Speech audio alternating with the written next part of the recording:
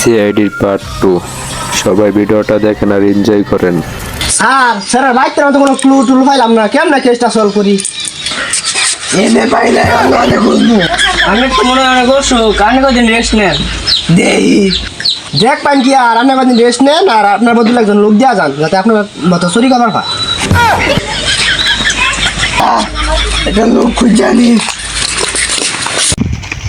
আরে নারা খেতে কারে মিঠা বাবা কইলো কে আর তুই দেখি না কারে পাঠাইছে স্যারে নইটা সামনে যাই দেখি যা না এসি মিশালে কারে পাঠাইছে লোকই তো না কোনো জান অবশ্যই বসি আমরা একটু যাই নই দরদরে গেছি আই পুষ্পা আই ডোন্ট চালে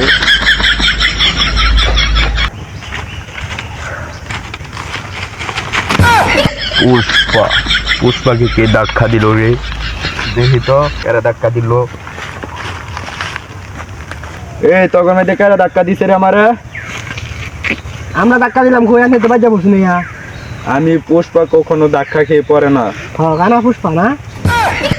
তোদের পরিচয় দি, তোরা কারা? আমরা সিআইডির লোক, সিনিয়র ইন্সপেক্টর দয়া।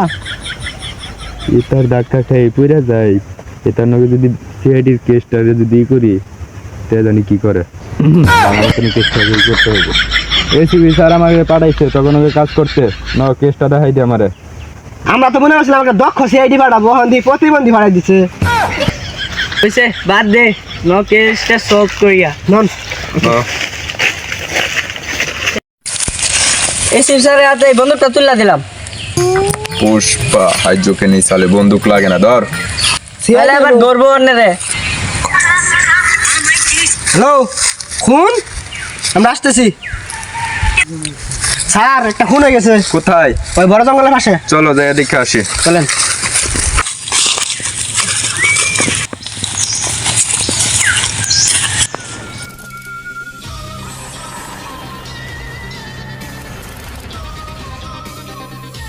অভিজিৎ লাশটাকে চেক করো তো। স্যার এই যে মোবাইল হয়েছি দেই তো মোবাইলটা দেই, খুনির কাছে পৌঁছাবো আমরা। দয়া অভিজিৎ লাশটাকে পাঠিয়ে দাও। দয়া মোবাইলটা চেক দাও তো, দাও কার কার ফোন আইছে মোবাইলে।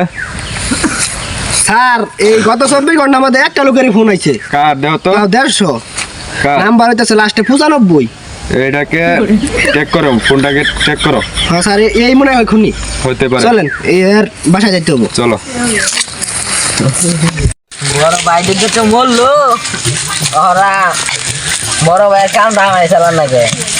এই যে মনে করে যে একটা এই যে নেন নেন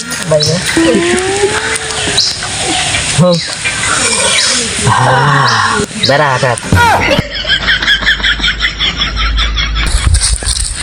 ওরা বলে স্যার আসরে বইছে কিন্তু আমরা তাহলে খুঁজি জঙ্গলটা তন্ন তন্ন করে। তুমি এদিকে যাও অভিজিৎ, তুমি এদিকে যাও, আমি সামনের দিকে যাই। আচ্ছা, যান। দেখি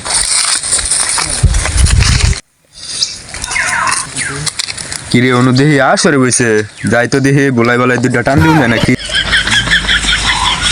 ভাই একটু মাল দিউন যাবো, দুইটা টান দিতাম। মাল দেন যাবো বেটা তুমি কেটা ভাই আমি তুম করে লোক। দাঁড়াও বাইটা লুয়ে গে এই দাও দেন ভাই তুমি খাবা দাও দি দুইটা টান দি। কোলার হয় তা তো খাই অভ্যাস আছে। সেই পিনিক ভাই, তা কোন দেশের মাল?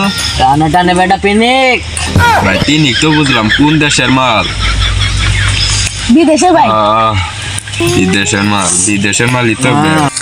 অভিজিৎ হ্যাঁ আঙ্কর সারে কই গেল? সারে তো ভাই না। সারে লাগে জাল লাগবে একবার ন যাই হয়তো সারে কই পাই নাকি? আমার আর একটু দাও, পিনিক তো কিছু হয় না। আমার হয়ে গেছে ভরপুর বেটা